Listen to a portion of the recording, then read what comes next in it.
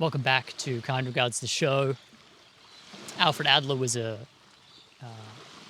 psychologist in the sort of early days of psychology. He's up there as one of the sort of big three with Sigmund Freud, Carl Jung, and himself. He came up with individual psychology, which came to me in the form of a book called The Courage to be Disliked, which is by two Japanese folks, which is a great book. It's in the form of a dialogue between a student and a philosopher, and it sort of outlines many of the key ideas in Adler's psychological theory. One of which is that we're sort of striving for this feeling that it's okay to be here, that we seek belonging in the world, and the feeling of belonging is that it's okay for me to be here, I'm okay as I am here. And belonging and its sort of counterpart identity, I think, are really interesting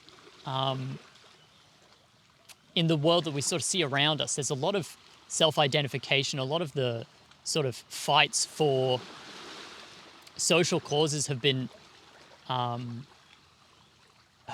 spoken about in terms of self-definition. You do not decide what I am. I decide what I am. My group decides what it is, and we will tell you what we are, and that is what we are, and that's, thank goodness.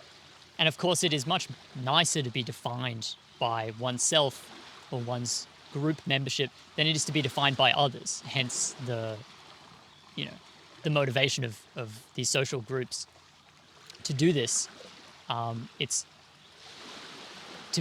But it misses a crucial thing. To be defined by other people is to be put in a sort of conceptual prison by them, and for them to say, we know what you are and you never change from this, and that's quite hurtful, sort of naturally quite hurtful. And we've all experienced this in school or, in the workplace when someone says, you know what you are, you're a really negative person or something, and you go, geez, I'm a negative person? I don't want to be a negative person. I don't want to be stuck in this box of delinquent or pessimist or bully or whatever box someone sort of puts us in.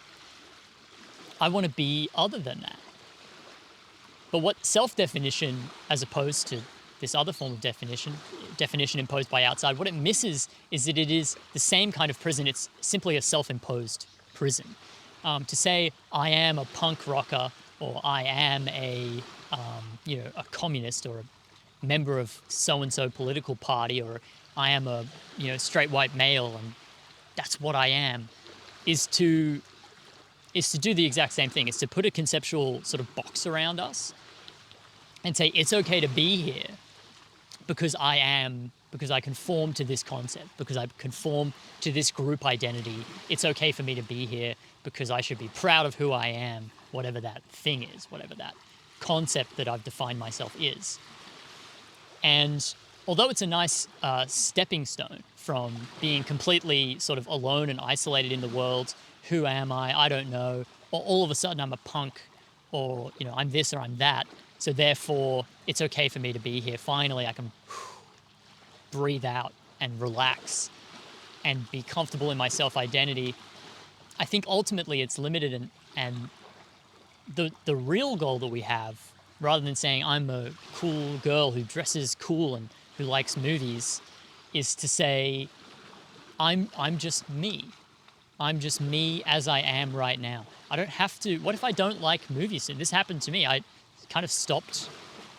I really define myself as someone who likes music. I bought heaps of records. I had like 200 records, and they cost me so much money. But years went by, and I went, oh, geez, I never listened to these records, ever. And sure, I like music, but I'm not. I define myself as like a music collecting guy. And I had to let that go. I had to let that go and sort of get rid of this excess stuff that was just sort of filling up my apartment, filling up my consciousness with this sort of guilt of, all the stuff I didn't use. Set that aside. Okay, maybe I'm not that. Maybe I've changed. Maybe in my early 20s, I was that, but maybe I am different now. Maybe I am not me as I think of myself to be. Maybe my self-concept is behind the times, is behind what I've actually evolved to be, because naturally everything is changing. Anicca, impermanence, the truth of impermanence, I think in Pali, is anicca, and this is self-evidently true. We are constantly evolving on a cellular level, you know, on a social sort of level. Our social environment is changing and we change with it. On an intellectual level, ideas come and then they cease to be useful anymore, and then they fade away and new ideas step in. On all of these levels, we are evolving, and to place ourselves in the shackle of self-definition, of group identity, is to assume that we are not going to change, and it's also to assume that we need to do this in order to be okay, which I think is a sad thing. I think it's much nicer to accept ourselves as we are, whatever we are. Okay, I'm not a music guy, but I'm also sad right now. Okay, I'm a guy standing on a beach, but maybe, maybe soon I'm not going to be that. Maybe soon I'm going to be, that's a goofy example, I think. I'm a guy who makes YouTube videos. For a long time, I was a writer. I wrote all the time. And then all of a sudden I stopped writing. And the more I'm attached to the self-concept of I'm a writer, the more painful it will be when inevitably, I will stop writing. I cannot write forever. I cannot be me forever. I cannot,